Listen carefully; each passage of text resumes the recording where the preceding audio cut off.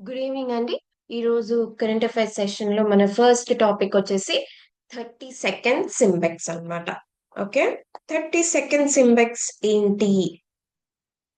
30 second SIMBEX is a maritime bilateral exercise conducted annually between India and which of the following countries?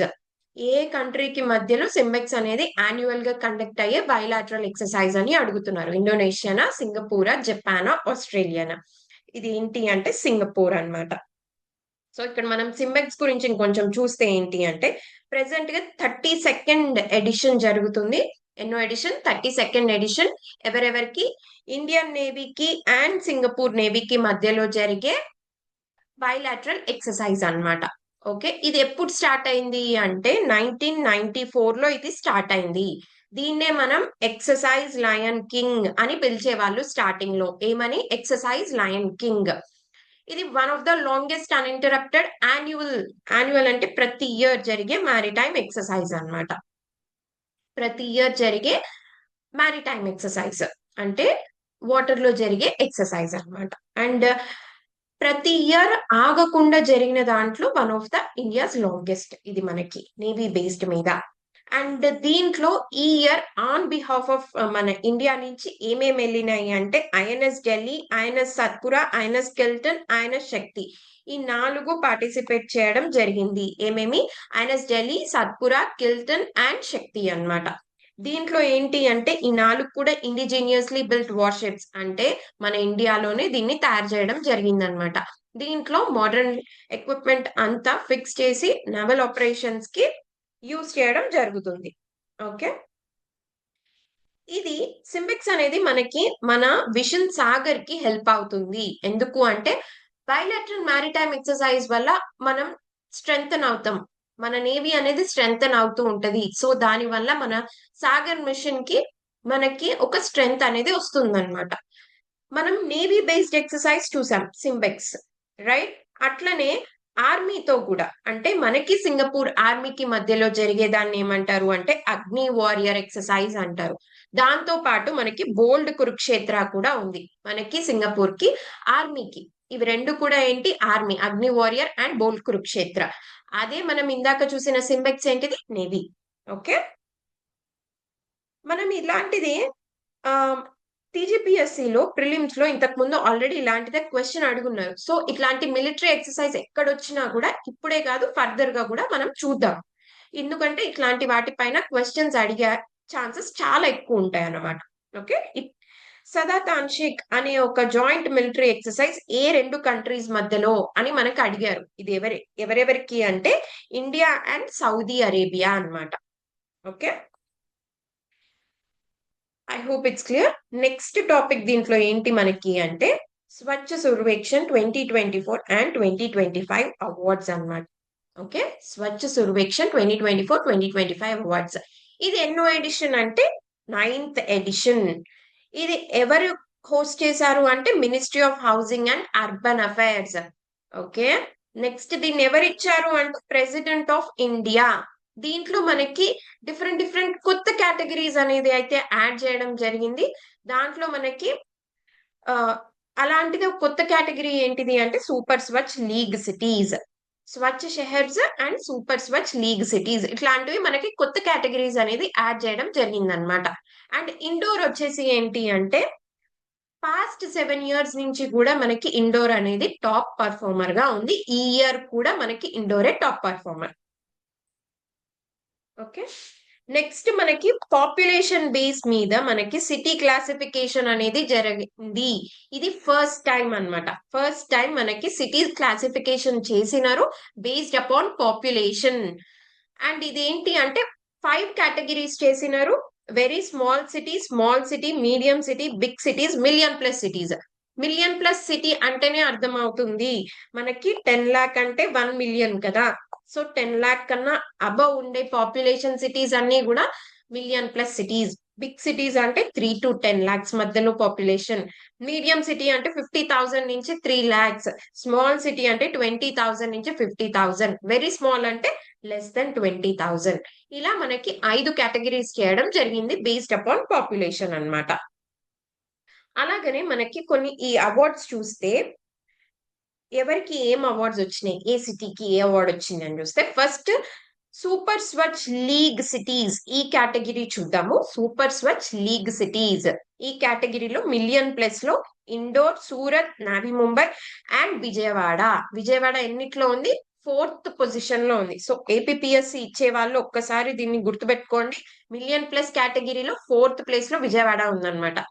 And 3 to 10 lakhs కేటగిరీలో నోయిడా, చండీగఢ్ ఉంది. 6th place లో గుంటూరు ఉంది. 50 నుంచి 3 lakhs కేటగిరీలో New Delhi municipal council ఉంది. 2nd place లో తిరుపతి ఉంది.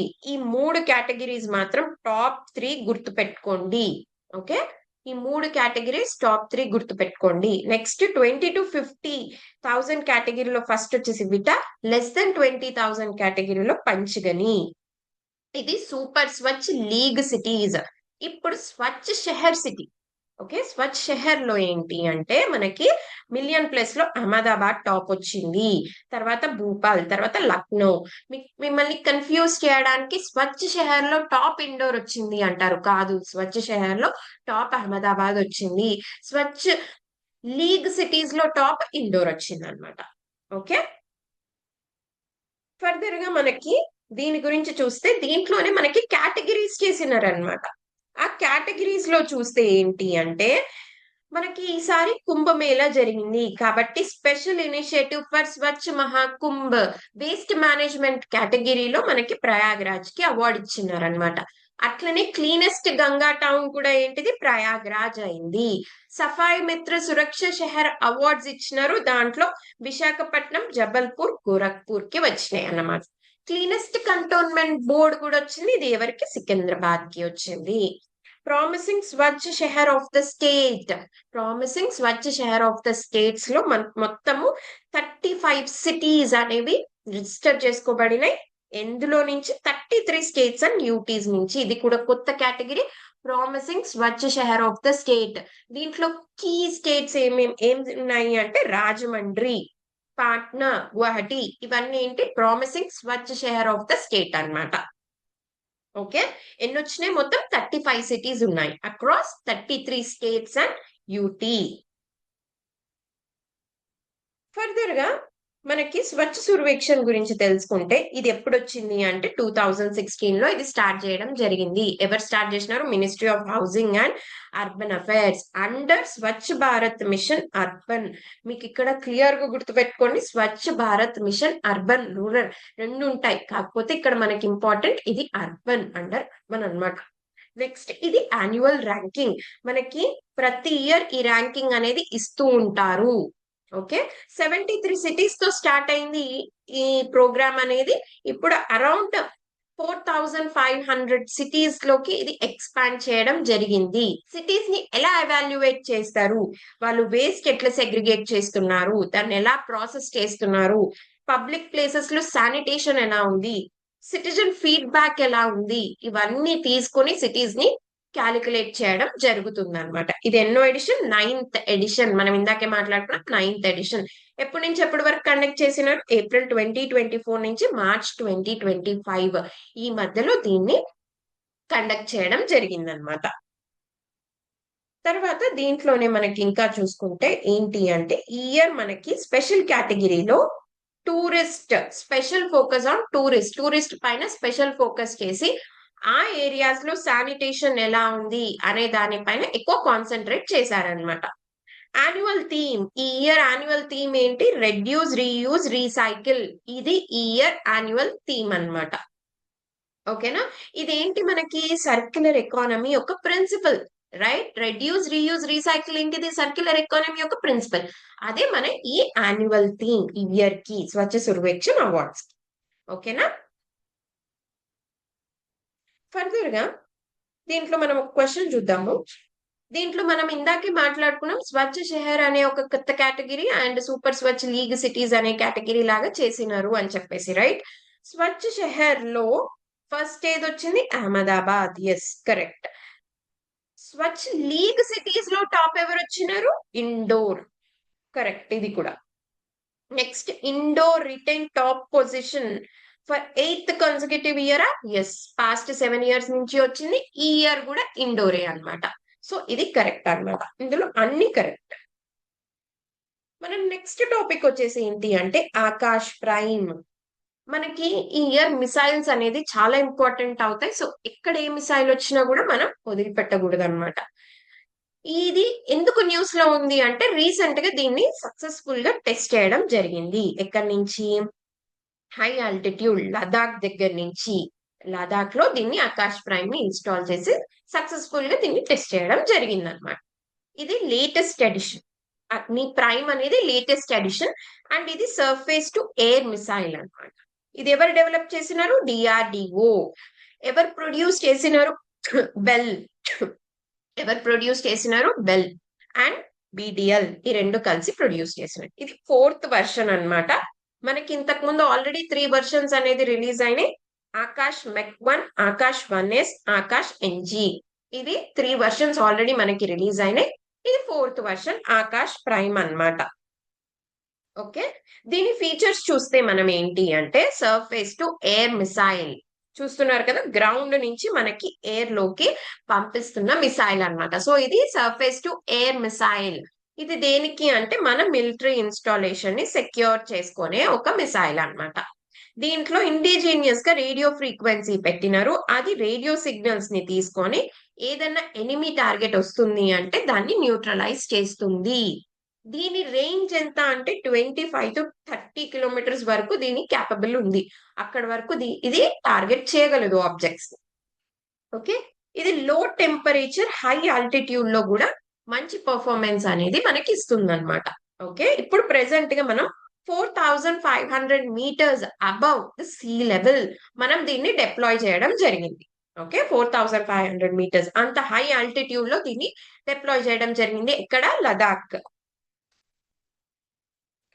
మన నెక్స్ట్ టాపిక్ ఏంటిది అంటే ట్రైబల్ జీనోమ్ సీక్వెన్సింగ్ ఇనిషియేటివ్. ఇది ఏ స్టేట్ పట్టుకొని వచ్చింది అని అడుగుతారు. To enhance health care of tribal population. Okay. Madhya Pradesh, Jharkhand, Gujarat, Odisha. Odisha అని అనుకుంటాము ఎందుకంటే మనకి అక్కడ 13 పీవీటీజీస్ ఉన్నారు.